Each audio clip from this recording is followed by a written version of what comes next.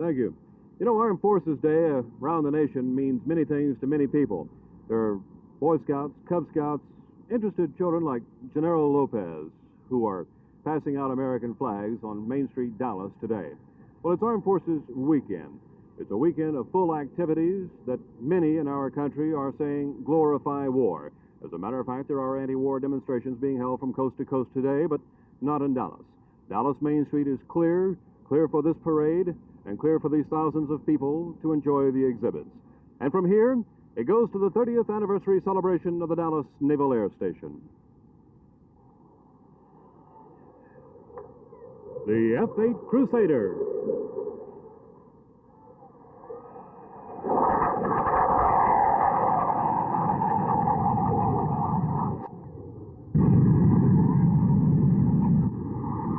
The United States Air Force Thunderbird Precision Flying Team.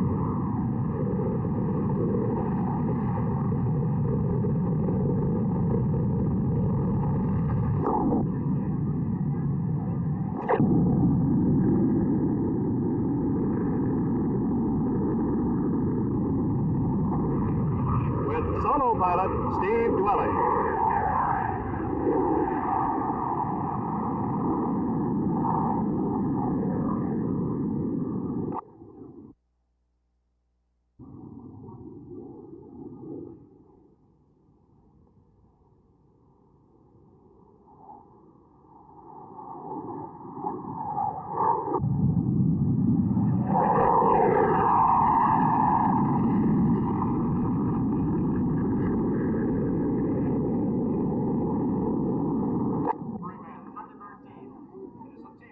Every man doing his part that allows the Thunderbirds to maintain the record of never having canceled a demonstration due to maintenance difficulty.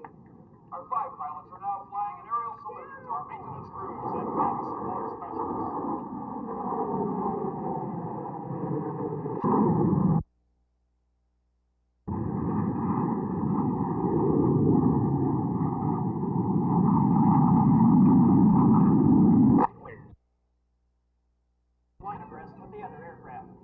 Notice, too, that Captain Gibbs in the center must maintain a precise position as he is completely surrounded by his teammates.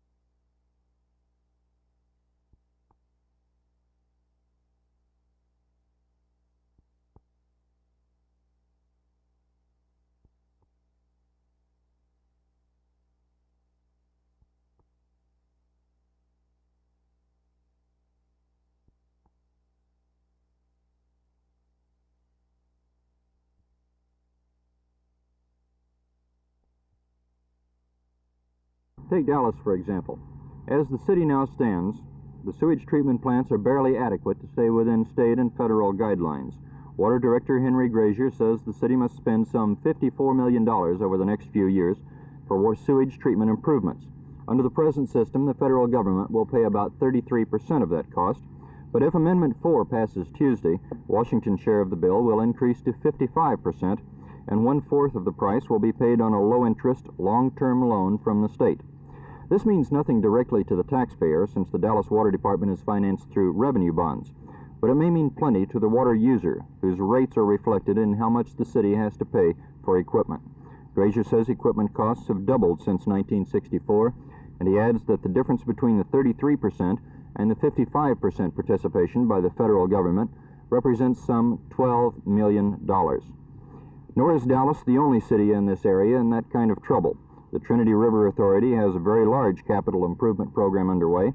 Fort Worth is in the middle of an expansion and must expand more. Garland is expanding. Pollution control at Lake Ray Hubbard will lean heavily on Amendment 4, and that's 22% of the price that need not be paid by such communities as Rockwall and Sunnyvale. The total programs in the area come to some $300 million, a heavy burden on the water user in the Dallas-Fort Worth area. Under current laws, Uncle Sam would pay slightly over $1 million. But if voters approve Amendment 4, Washington would kick in better than $150 million, and another $75 million would be on loan from the state. Phil Reynolds, Channel 8 News, on the move.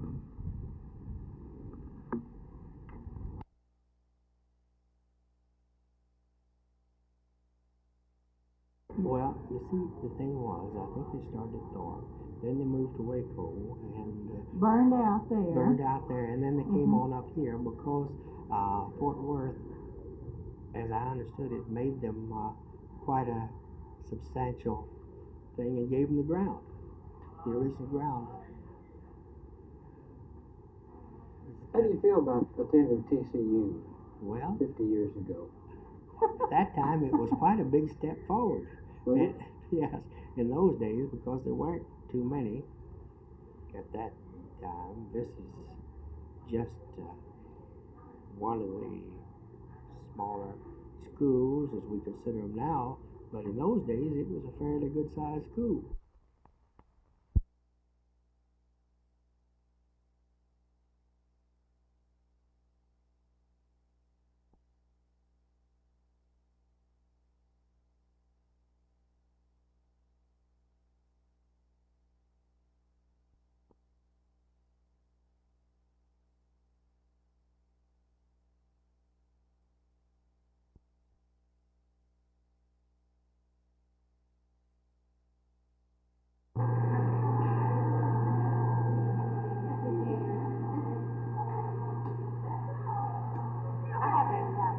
better hold if I can hold the.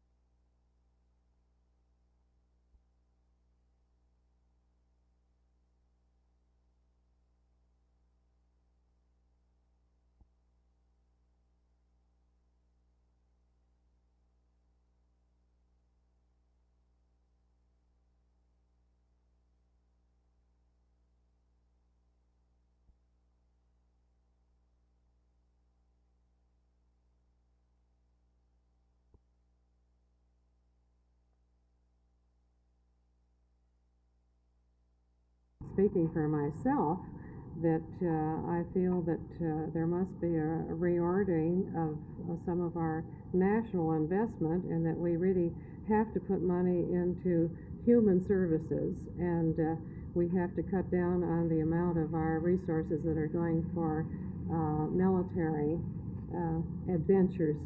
And personally, I feel that the revival of the SST, for example, is one of the things that seems rather dreadful at a time when we haven't begun to provide housing for the families in this country, or when we have such vast unemployment, and when we have such inadequate medical care.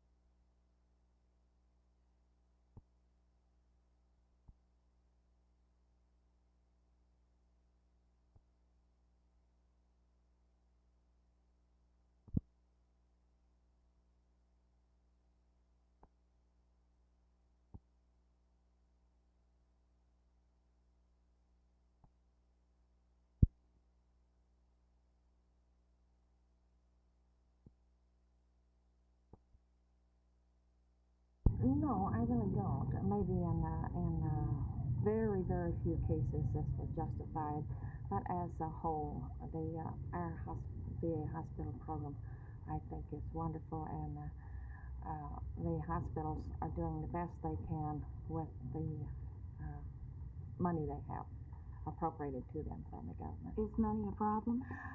It is, yes. As, of course, the economy we have, why the seems as though when our federal government gets in an economy pinch, the veterans is always the one that it hits first.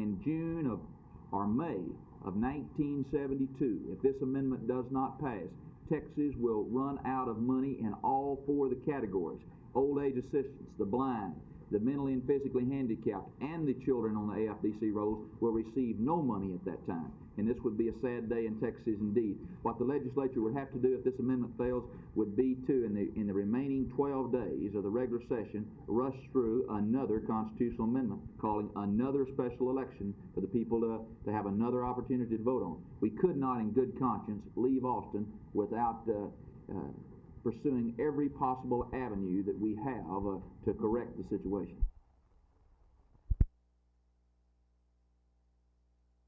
Debate before audience.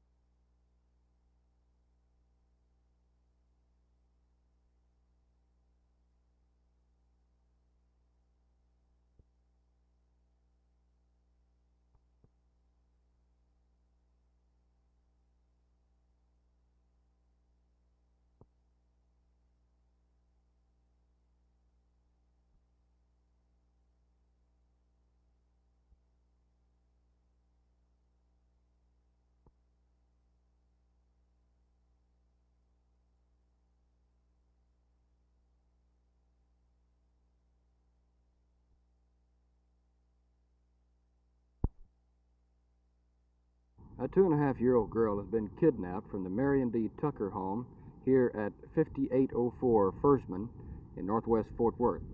City police and FBI agents are searching for the girl, Melinda Tucker. Mrs. Tucker said the man who took her daughter was her 28-year-old brother, who had been babysitting with her children for the past 3 weeks while she was out of town.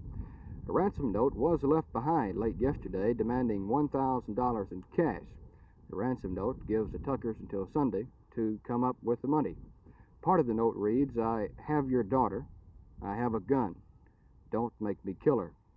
Mrs. Tucker says she doesn't know if her brother would actually harm Melinda, but she also said that she didn't think that her brother would even take her at this time, and she doesn't know where they may be at this time either. She didn't want to be interviewed on camera, but Mrs. Tucker does have a message for her brother. Simply, bring my baby home. Jim Green, Channel 8 News on the Move, Fort Worth.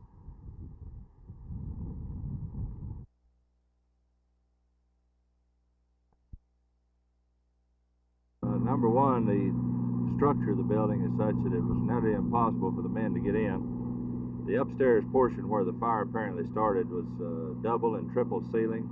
Subflooring was double and triple. Many walls. There were 12 horizontal walls in there that gave a lot of complications in the men getting to it. We had the second story portion, which is approximately 30 by 80, where the fire started and then went through the roof and came down. The total building was 70 by 125, and the structure being what it is was nearly impossible for the men to get to it. They had to work their way through a maze of many things. As you can see, it's a combination salvage yard, a cafe, and a hotel type place upstairs. These things all together made it extremely hard for the men to get in.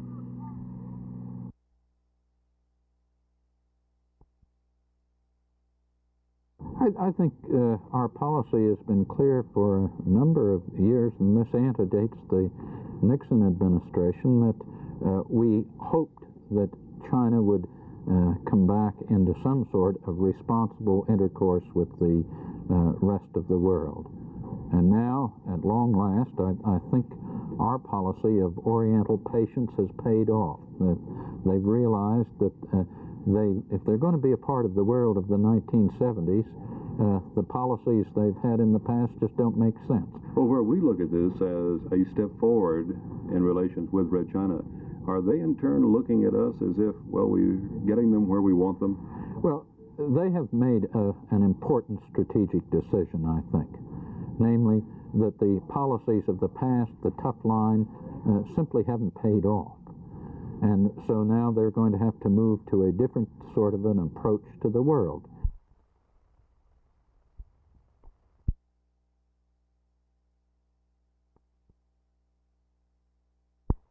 This would serve two purposes. One is it would get the state of Texas revenue from liquor by the drink 3 months quicker than we would under the bill that the Senate passed. Plus, I think a liquor by the drink in the wet precincts election will increase the number of people that are going to go to vote in this special constitutional amendment election, and I think it'll increase the chances for passage of our welfare amendment.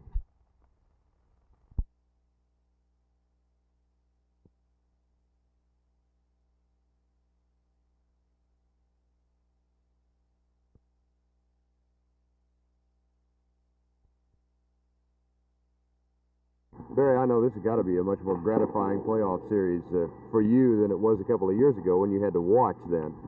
Yes, it's much better. Playing here, I have a chance to help the boys this time instead of just sitting around like I did the previous year, or 2 years ago.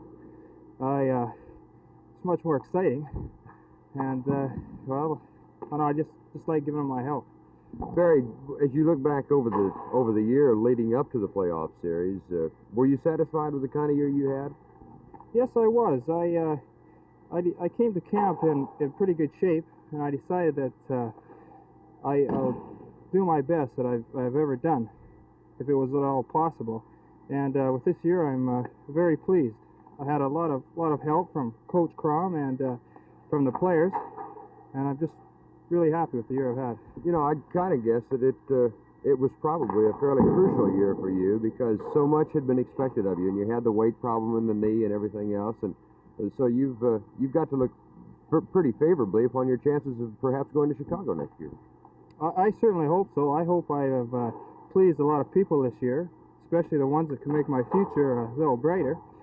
But I am looking forward to next year with great anticipation, really.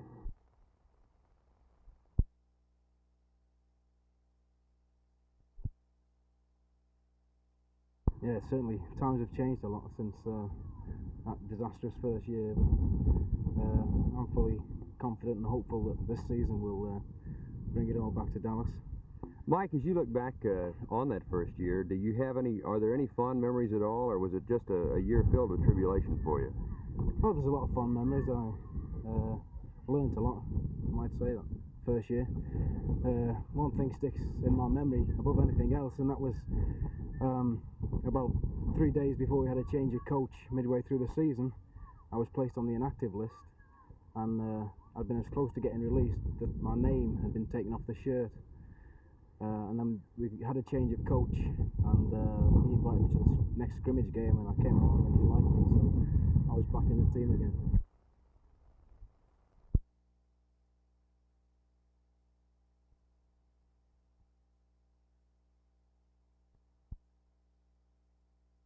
We're not using them, and we can't use them because the yellow cabs have, and their limousines have fairly well blocked off all the traffic coming from the terminal. Here behind me you can see the long line of cabs and limousines. The public cabs, my clients' cabs, are using this stand that's right in front of us. It's now being used by the general public because there's no traffic here. We would just be parking 3 cabs in this stand and not using them. So we don't even park here. We're allowing the general public to use them. What's your alternative? Well, we think probably if these traffic surveys and the lack of business continues for another week or two, we'll go to Mr. McGrady and tell him we would like to have another location and give these stands back to the public so that they can load private vehicles here, and we should get some space where we can actually serve the public with our taxi cabs. Have you got a particular space in mind? Well, if we can't get in front of this luggage wing, we think there's a lot of room left on the far end of the airport. By the Braniff luggage wing. There's a lot of curb space there that's not being used now, either by the public or by the Yellow Cab Company, and we think over there we might be able to serve the public better. Do you think you're going to get what you finally want? It took us 2 years to get these stands here, and I don't know how long it's going to take to get over there.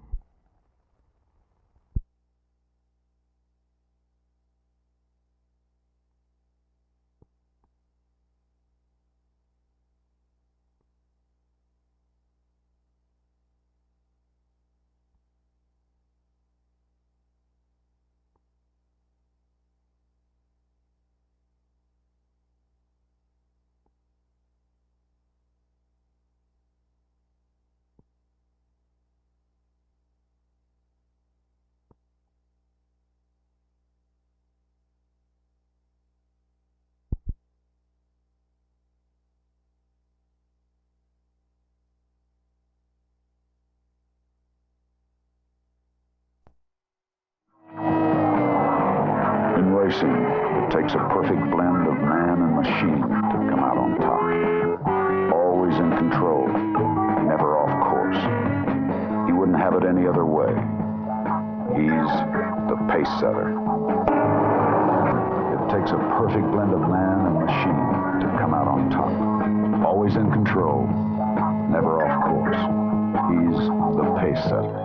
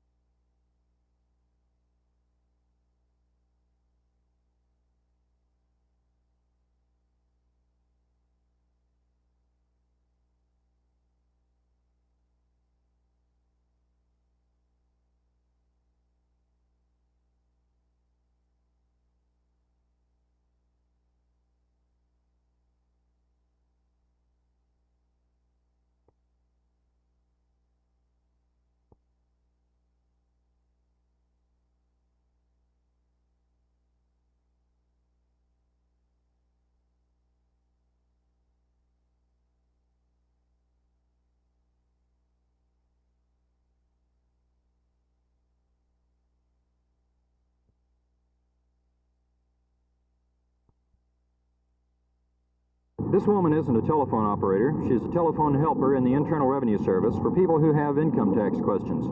The North Central Texas Regional Office of the Internal Revenue Service has set up a whole system of phone helpers in its Dallas office because of the number of calls coming in asking for help on tax returns. And they've also set up a special room with helpers for people arriving in person for help in filling out their income tax or just to get the answers to questions. The reason, as everybody knows, is that today is Income Tax Day. Every year, as April the 15th approaches, postal workers in Dallas are virtually swamped by the amount of mail coming in for the Regional Internal Revenue Office in Austin, which handles this area of Texas. The returns, of course, aren't supposed to be mailed to the Dallas office, and very few of them are anymore. They're supposed to go to Austin, but every year a few pieces of mail stack up in Dallas and have to be handled by hand and sent to Austin. This year, as always, postal officials in Dallas hope they've correctly anticipated the number of last-minute returns that'll be going to Austin. There are 4 men standing beside the terminal annex on Houston Street, waiting for motorists to drive by and hand them the envelopes correctly addressed to Austin, and if you get them in before midnight, the postal officials say they'll be postmarked April the 15th. By the way, you know, if you're the average taxpayer, you're not working for yourself yet. Until May the 10th, according to U.S. Chamber of Commerce figures, the average taxpayer is still working for Uncle Sam. Phil Reynolds, Channel 8 News on the Move at the Dallas Terminal Annex.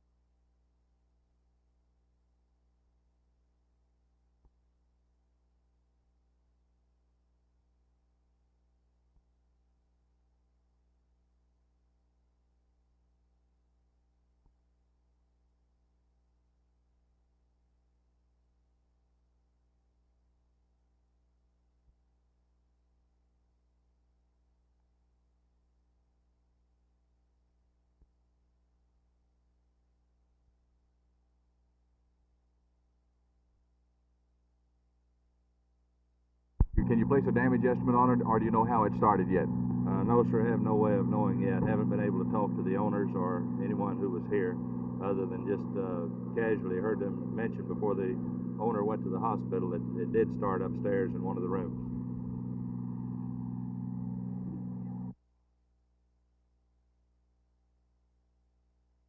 The people on welfare in Texas, in particular those who fall into the category of AFDC, are receiving a much higher level of medical treatment, of medical service, than anyone else in our society. So the average welfare recipient takes about $26 per month to maintain their health insurance.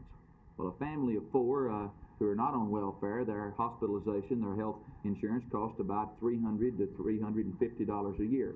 As I said, the state of Texas by 1972 will be paying $863 per year for this family. We have created a monster, and the federal government and the state government both are to blame.